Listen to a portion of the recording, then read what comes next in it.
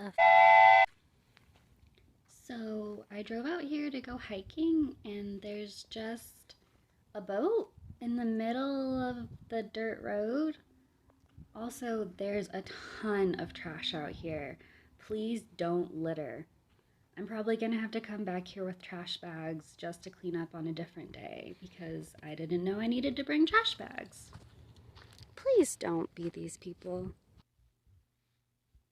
Hello, if we haven't met elsewhere on the internet before you ended up on this video.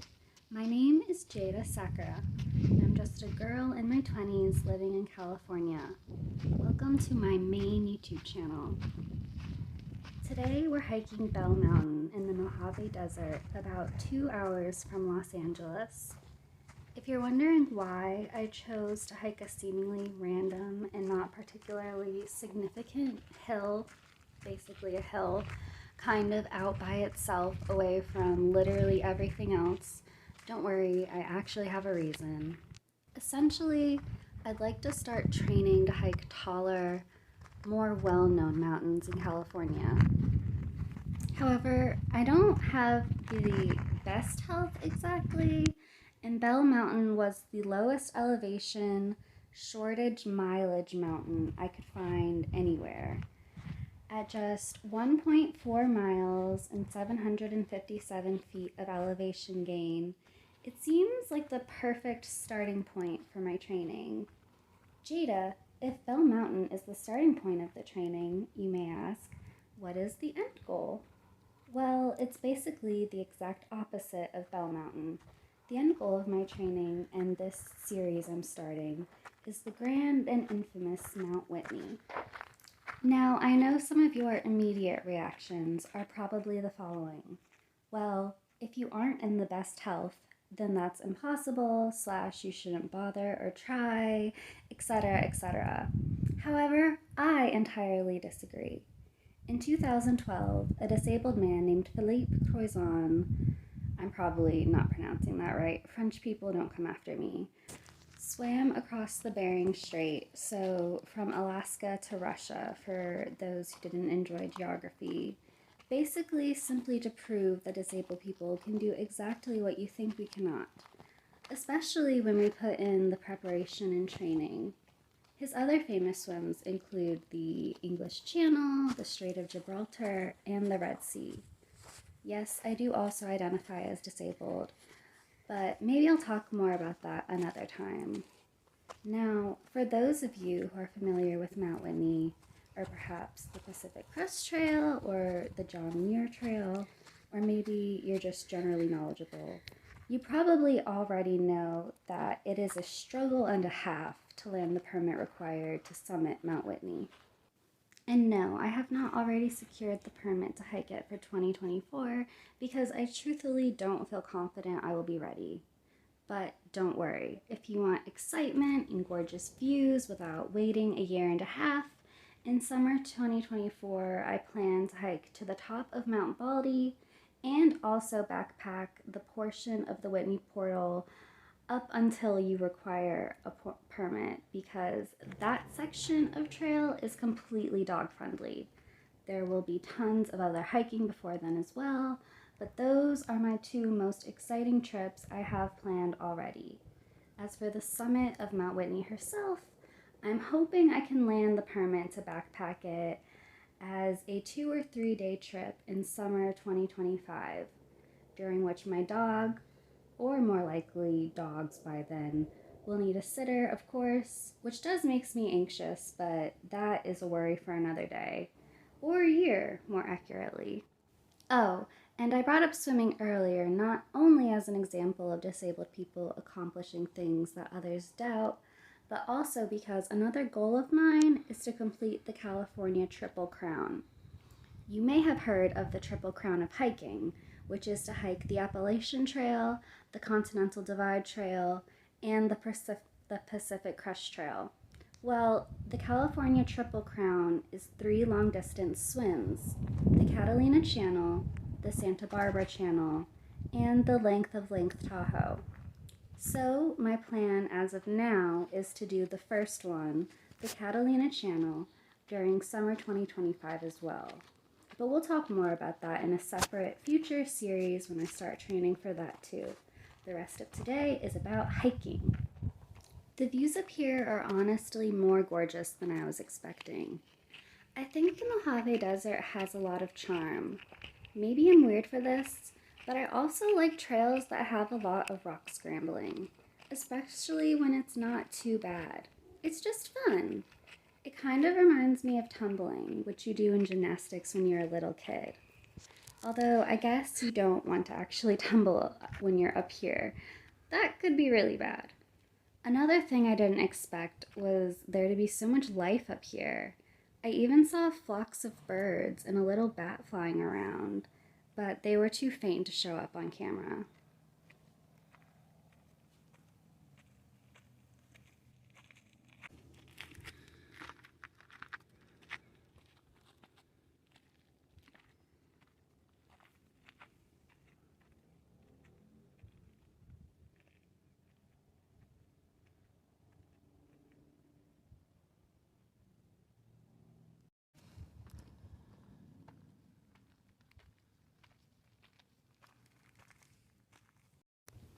These super cute bushes covered with these tiny white little fuzzballs are all over up here.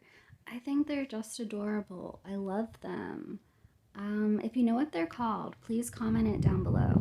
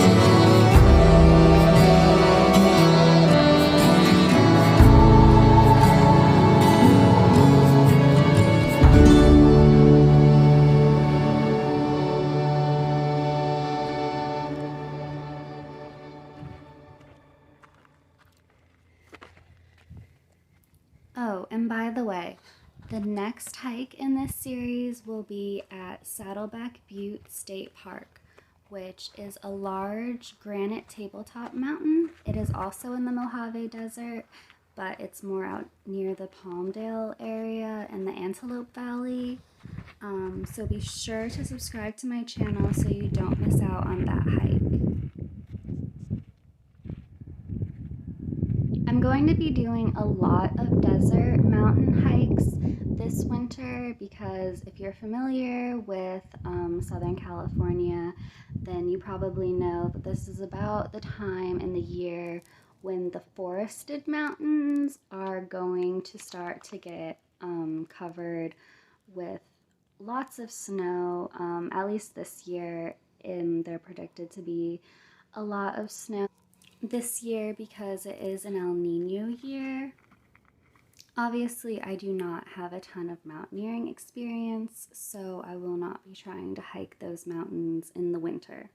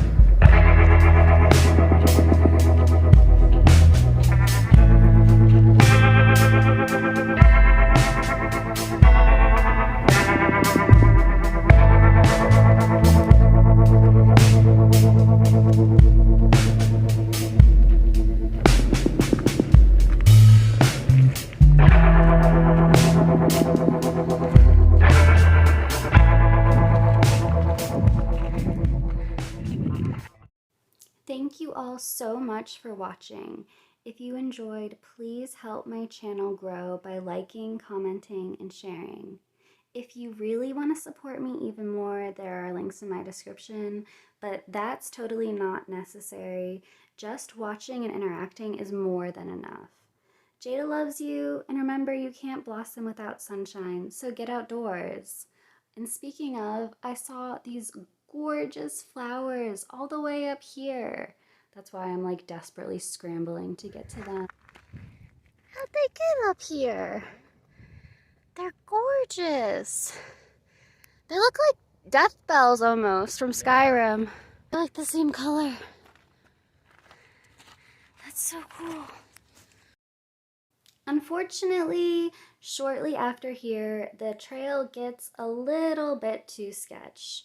I think maybe the huge rainstorms that we got this fall in Southern California may have washed it out more than I anticipated.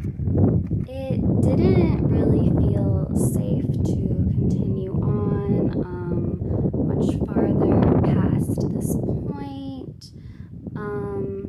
Hopefully in a few months, when I check the reviews on All Trails and similar apps, it'll seem better, and then maybe I can come back and finish it for you guys.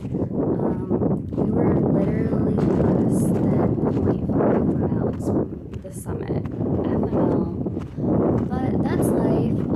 It's definitely always better to turn back and just be a little disappointed that I didn't make it to the summit than to continue on farther than I felt safe and something, tragic happen, obviously. But if you made it this far, just know that I totally love you and I can't wait to see you in the next video. Bye, everyone.